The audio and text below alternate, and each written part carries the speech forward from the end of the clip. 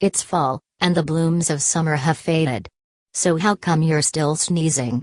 Fall allergy triggers are different, but they can cause just as many symptoms as in spring and summer.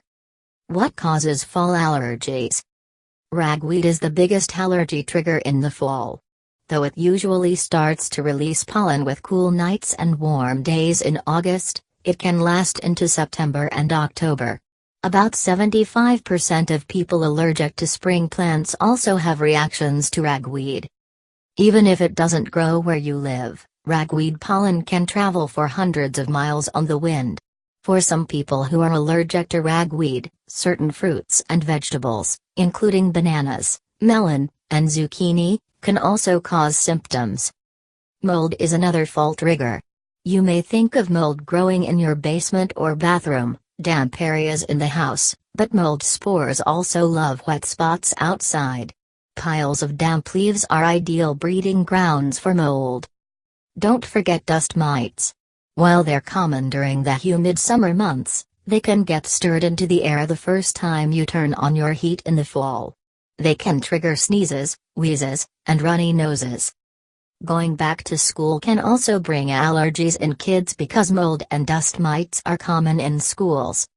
What are the symptoms? Runny nose, watery eyes, sneezing, coughing, itchy eyes and nose, dark circles under the eyes. How are fall allergies diagnosed? Your doctor can help find out what's causing your watery, itchy eyes and runny nose. He'll talk to you about your medical history and symptoms, and he may recommend a skin test.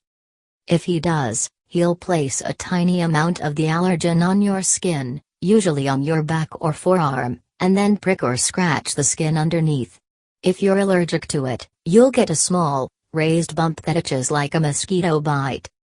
Sometimes a blood test may also be used to figure out a cause.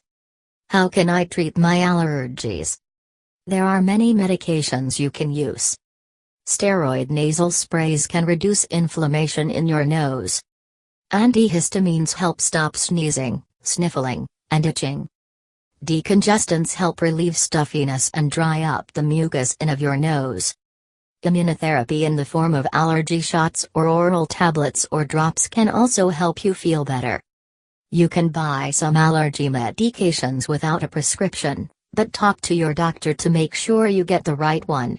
Decongestant nasal sprays, for example, should only be used for 3 days. If you use them longer, you may actually get more congested.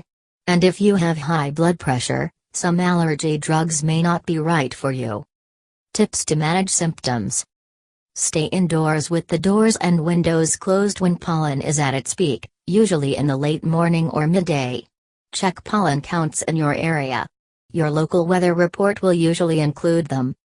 Before you turn on your heat for the first time, clean your heating vents and change the filter. Bits of mold and other allergens can get trapped in the vents over the summer and will fill the air as soon as you start the furnace. Use a HEPA filter in your heating system to remove pollen, mold, and other particles from the air. Use a dehumidifier to keep your air at between 35% and 50% humidity. Wear a mask when you rake leaves so you don't breathe in mold spores. WebMD Medical Reference Reviewed by Nayana Ambardekar, MD on March 20, 2018.